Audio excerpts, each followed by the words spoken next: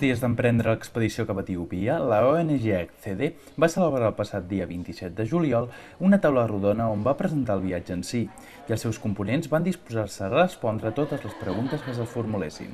Amb l'assistència d'experimentats cooperants com Santi Llença, DIP i Cooperació, la vetllada va esdevenir tot un intensiu on s'hi va parlar del projecte, del futur de la ONG i de l'estat actual del país, entre d'altres coses. És un projecte molt engrescador i en el que estan, sense la cooperació de totes les persones que estan implicades dintre del projecte, els 5 cooperants que marxen, a part de tota la gent de darrere que està fent un treball perquè tot surti endavant, doncs això no seria possible. Vull dir, és com abans he comentat que tots els esforços de tots sumen i sense aquests esforços de tots això hagués sigut impossible tirar-ho endavant.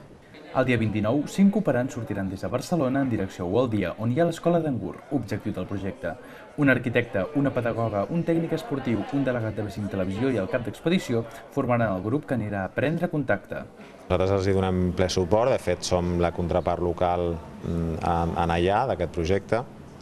Creiem que és un projecte molt interessant perquè entenem també com ells que l'esport és també un fantàstic mitjà educatiu que aporta molts valors als nens i nenes.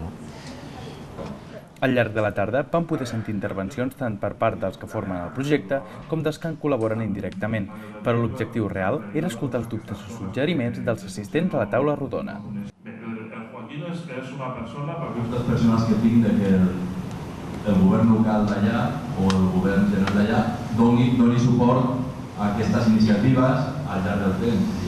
El dia que calgui fer una reforma, qui la pagarà, hi haurà recursos o no hi haurà, perquè si tindran o no tindran o tindran ganes d'aplicació.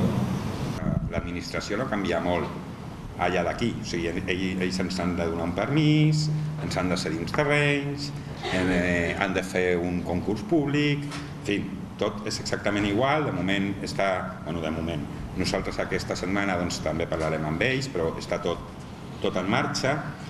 Sí que és veritat que dintre de l'acord que s'ha signat hi ha un temps de gestió per part d'ACCEDE, en concret d'EIPI, que és el nostre soci a Etiòpia, que no sé, són molts anys, ara no me'n recordo quants, però en principi l'administració local està molt ficada amb el projecte i comptem amb ells, no els veiem com un problema, sinó tot el contrari, al revés. Totes les mostres que ens han donat fins ara és d'animar-nos i de voler que ho fem, no? Santi? Aquests dubtes que presentaven els assistents van permetre fer més clar i entenedor l'objectiu del projecte i van aconseguir que s'aprofundís més en els seus detalls. Que m'agradaria que aquest projecte, d'alguna manera, els nens i nenes d'aquí de Gavà tingués un feedback, no? I jo sé que em sembla que d'això també teniu alguna idea, ens ho podríeu explicar? Aleshores, doncs, la nostra idea és gravar un documental. Aquest documental serà una de les eines que es presentarà dintre de la guia educativa. De fet, ja ens hem presentat dintre de la guia educativa per fer un programa de sensibilització. Aleshores, en aquest programa de sensibilització que està liderat, vull dir, perquè tenim feina per tothom, o sigui que tothom que vulgui apuntar-s'hi en tenim feina per tothom, ho està liderant una persona com Adelina, que ara ha marxat, se m'ha escapat, que està fent una feina molt important. Ella és educadora i aquest programa es fonamenta bàsicament amb aquest documental que servirà de base per explicar als nens les diferències entre nord-sud i a part d'això portarà un material didàctic per als propis nens de la classe perquè ho puguin treballar i un material, un dossier per treballar el professor amb aquells aspectes que ell vulgui desenvolupar. Nuestros sistemas garantistas... És igual per nens o per nenes. Que Etiòpia és un país amb una peculiaritat i amb una singularitat respecte a altres països d'Àfrica. Sobretot això ho veiem pel fet que no ha estat mai colonitzat. I es nota molt perquè té una cultura pròpia, arrelada, a la que li donen molt valor, molta importància. El seu la seva manera de veure'ns a nosaltres, els farangis, com diuen ells, que realment ens veuen molt més de tu a tu, no és una relació intoxicada pels efectes de la colonització.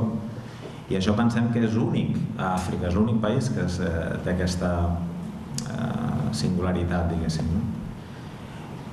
Veus aquella cultura mil·lenària que és present a la família, el valor que se li dona a l'estudiar, a la solidaritat, a l'esforç. És gent molt austera però al mateix temps molt lluitadora. No sé, sí, estic enamorat d'Etiòpia.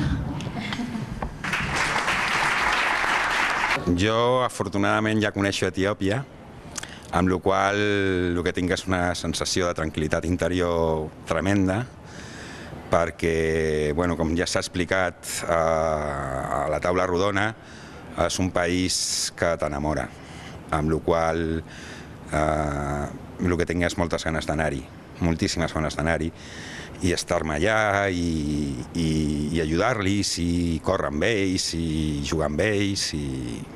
La meva sensació en aquests moments és aquesta, és moltes ganes. Impressions al cap d'expedició pocs dies abans de marxar, però no només ell va voler transmetre's la seva il·lusió i nervis alhora. Lo que manda son los nervios. Yo llevo 2 noches sin dormir, me pienso en lo que vamos a hacer, cómo vamos a llegar, lo que nos vamos a encontrar, y muy nerviosos, muy ilusionados de ir contigo, de ir con todos los que vamos y esperando sobre todo a ver cómo va la cosa y a ver lo que sale. Bueno, jo crec que és una experiència inoblidable i estic molt nerviosa també com ell i espero ajudar molt i que els nens estiguin molt contents y que se emocionen igual que nosotras. Me siento muy ilusionado, pero no todavía estoy preparado perfecto porque todavía estoy haciendo los planos, hace cambios y estoy buscando cosas para ayudar al arquitecto. B5 s'assuma el compromís social des dels seus mitjans i, com tots, amb molta il·lusió.